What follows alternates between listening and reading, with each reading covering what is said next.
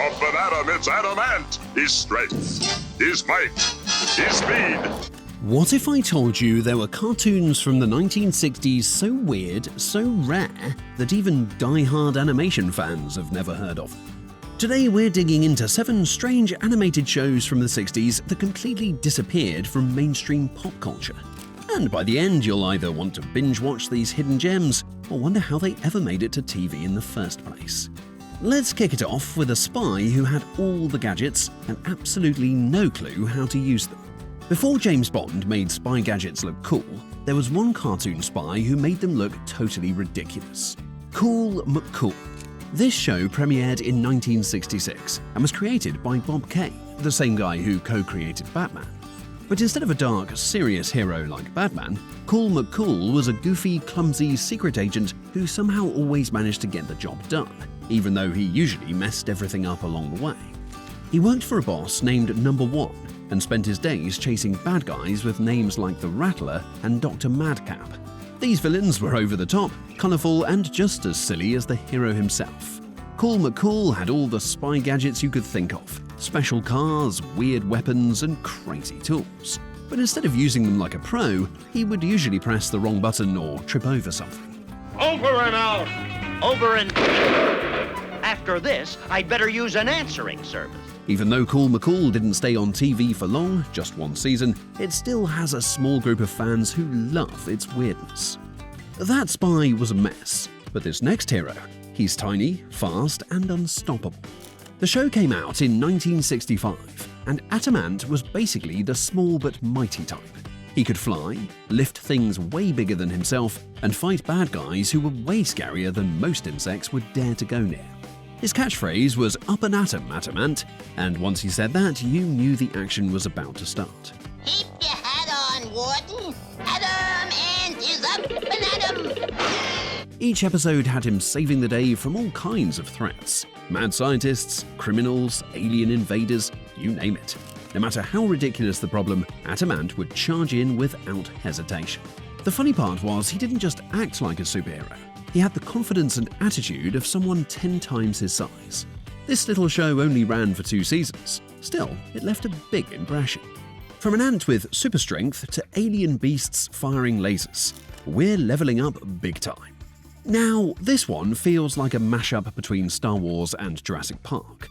The Herculoids came out in 1967 from Hanna-Barbera, the same studio behind Scooby-Doo and the Flintstones.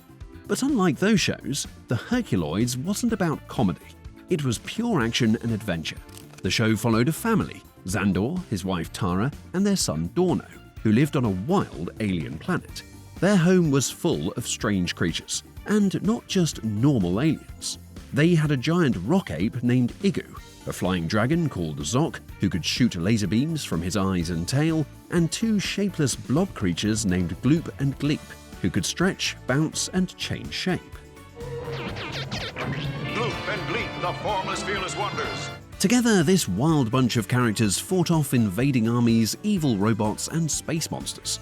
The art style was bold and dramatic, with intense fight scenes and a cool sci-fi atmosphere. It only had 18 episodes, but the Herculoids stuck around in reruns and made surprise appearances in later cartoons like Space Ghost Coast to Coast.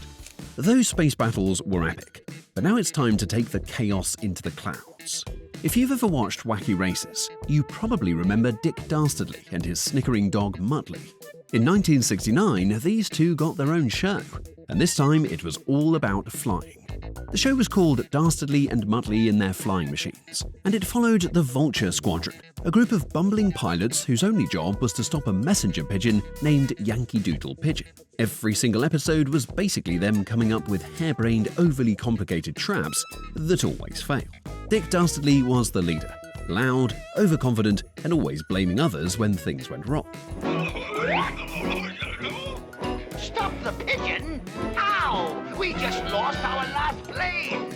Muttley, his sidekick, was known for his iconic wheezy laugh and his constant muttering under his breath. The rest of the squadron was just as clumsy, so no matter how brilliant their plans were, something always went wrong at the worst possible moment. Even if you never saw a full episode, Muttley's laugh alone is something you'd probably recognize instantly. The skies were wild. But this version of Oz is even stranger than you remember. When you think of The Wizard of Oz, you probably picture the 1939 movie with Judy Garland. But in 1961, there was a Canadian cartoon version called Tales of the Wizard of Oz, and it was totally different. Produced by Rankin Bass, this series was made up of short, funny episodes with all the familiar Oz characters: Dorothy, the Scarecrow, the Tin Man, and the Cowardly Lion. But they acted nothing like the characters you know. Here, their personalities were way more exaggerated and goofy. Oh boy, I can hardly wait. You? What makes you think a coward like you is gonna win? Dorothy was bubbly and quick-talking. The Scarecrow was extra silly, and the Wizard himself was more of a jokester than a mysterious figure. The animation was pretty basic compared to American cartoons of the time, but it had its own charm. Instead of focusing on big, epic adventures like in the movie, each episode was more like a comedy skit, with the characters getting into small, silly problems and trying to solve them in ridiculous ways. Today, the show is extremely rare.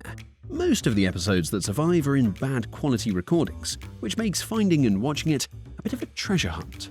After a trip through a quirky Oz, we're heading out to sea with a serpent who knows how to keep things funny.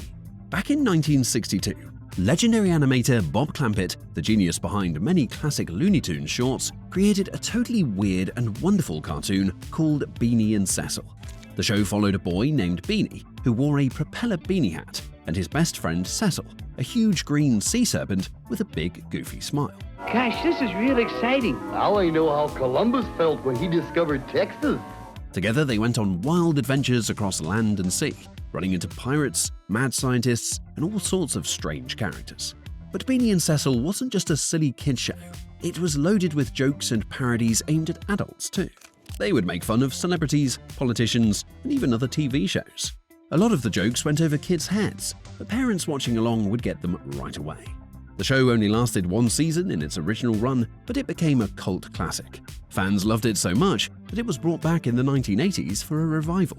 After all that, it's time for a quirky detective story you've probably never even heard of.